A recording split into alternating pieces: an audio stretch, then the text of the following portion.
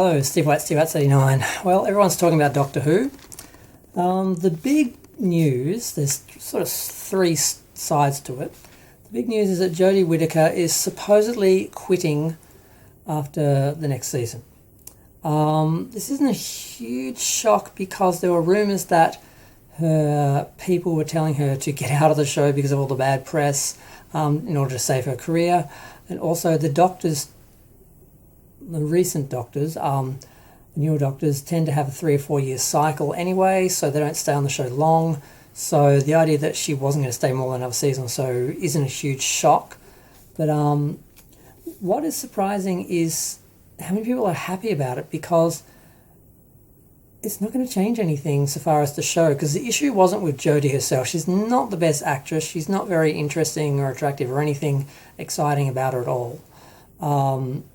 I haven't seen the show. I've seen interviews of her, and she's just, I just don't know why she would be seen as compelling as an actress or a character. I just don't see anything interesting about her. But she wasn't really the issue. The issue was so much the direction of the show, the subjects, the political preaching nature, the lack of actual science fiction and adventure stories, and that was all becoming like that. So that was the issue most people were having with Doctor Who, was that it was different. They changed it. They didn't just bring in a female actress to play the Doctor. They changed the whole format of the show. So, and the style of the show and the nature of the stories and everything. And people were reacting to that more than the Doctor. There are a few idiots who were just like, we don't want a female Doctor and whatever. They give everyone else a bad name. They do exist. I'm not going to pretend like they don't. But that really wasn't the issue. So removing her, having her quit, having another Doctor, doesn't change the overall problem of Chris Chibnall, who is the one who, from the start, was planning to destroy the whole history of the Doctor and replace the original Doctor with the mess of the story that they did. I don't need to explain all that to you and what happened there. So some people like Doomcock are really excited and rejoicing that Jodie's going. I'm like, you're still going to have the same show, just with another actor or actress. They could put another actress in and it would still be the same problem. They could put a male actor back in the show and it wouldn't make the show any better. The show would have the same issues that it has now. And Mecca Randall was onto that, which is good, because I'm like, well, wow, she's actually focusing on what's the actual point. Because sometimes she misses the point when it comes to things like care workers and people working on the front lines of the COVID thing and all that.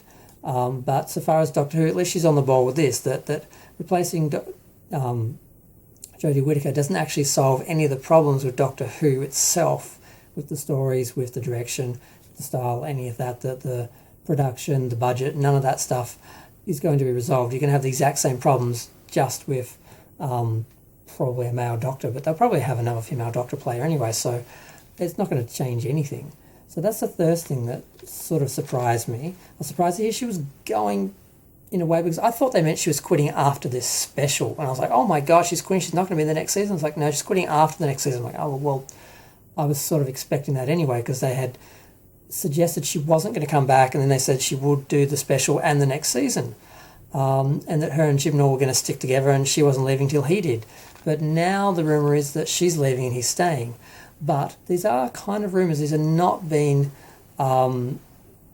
there was no statement from the BBC or from Doctor Who or Jodie Whittaker or anyone saying this is actually fact. So it could be rumours.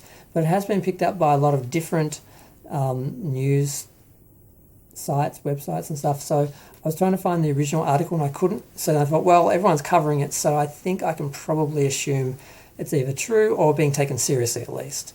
So that's the first part. The second part is that the festive special, holiday special, whatever you want to call it, came out. It used to be a Christmas special. And it used to do very well. Then they got political with it and said, well, we can't have a Christmas special because that offends people who don't believe in Christmas. I personally don't believe in Christmas. I am not religious. I hate religion. I think it's the stupidest creation and most divisive thing on the planet. But I'm not bothered by Christmas specials. I tend not to watch them because they're about religion usually. But the Doctor Who ones were different. Honestly, the only one I really remember was The Voyage of the Damned, which was the one with Kylie Minogue, Australian Kylie Minogue, goddess, diva, whatever, decent actress. I watched that one, And that is actually, I found out, the most successful one ever that they did. So I have got the tastes. 13.3 million. How much did Jodie Whittaker's second adventure over the overall holiday season? 4.69 million. Heel versus Babyface, what his name was going through all these, so I give him some credit because I didn't look it up. He went right back to one of the earlier Doctors, the Feast of Seven. I got 7.9 million. Sorry, I got a bit confused because there were two sevens. It looked like 17. But the Feast of Seven got 7.9 million. So this is back in the day. This is like way back in like black and white days. Then he came up to the current day and just went through, because I think it was a list of the highest rated Christmas special or holiday special going down from the lowest to the highest. I guess that was the highest one. So we had the return of Dr. Mysterio or something. They got 8.21. So you can see a fairly consistent 8, 9, 10, 11, 12 million per Christmas special, with the highest being Voyage of the Damned at 13.3. And then we have Jodie Whittaker's one last year was 5.15 million. Or was it 5.5? Oh no. The News, which was higher rated, ITV News, got more high ratings at 5.5 million. And Coronation Street, we all love Coronation Street. I remember that. We used to have that on ABC. I know my mum used to watch that. I used to watch a lot of British stuff. I don't know why. My family, I think we have some British in us, so for some reason, some Australians sort of identify with the British stuff. So I sort of watch some Coronation Street. I kind of have a soft spot for it, even though I haven't watched it in God knows how long. That got 5 million, and the competition got 4.6 million. So it only did slightly better than the competition, which was Emmerdale, some little soap opera. And the other notable show for the night, I think, was EastEnders, got 3.3 million. So basically, it didn't really rate. It was the top show on BBC One, but that's not saying much. The News bet it. So once upon a time, Doctor Who specials were these big things the whole family sat down to watch, that were a big deal, that you waited all year for. Now they're like, let's just switch the channel to the news, or let's just go to this. What's on the other channel? Oh, some soap opera. We'll watch that instead. It's really sad. I didn't watch it. I can't review it. Everyone's reviewing it. Most people are trashing it and saying it was bad. I haven't heard a lot of specific issues with it. Just that Jodie Whittaker can't act, and that she looked really bad with Captain Jack because he can act. And that the show itself is just preachy and more interested in modern day politics than actual science fiction and stories. And I'm a bit disappointed because when I first was reading the reviews and then saw the article about her quitting, I thought this was some big shock at the end of this episode, the festive special, holiday special, that she was going to die or something, and that they were going to have a new Doctor for the next season. I thought, oh wow, that's like, and I thought it was going to be a big deal. And then I'm like, oh no, it's just two articles coming out at the same time, and the Christmas special just ended like whatever. And there were some criticisms about the character not just comparing some of the feats of the past Doctor to the current Doctor, who couldn't even get out of a jail cell or something. I haven't watched it, can't review it, can't be sure whether it's really bad or not. But the ratings are certainly bad.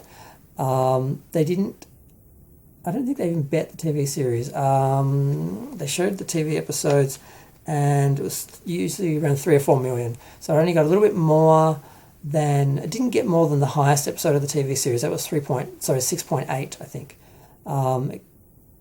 So yeah, it didn't even beat, and that was the first episode. So it didn't beat the first episode of the season, and only just beat the second episode. But then it did beat some of the other ones, because the season went from low all the way down. It didn't sort of drop in the middle and come back up for the end. It just went straight down.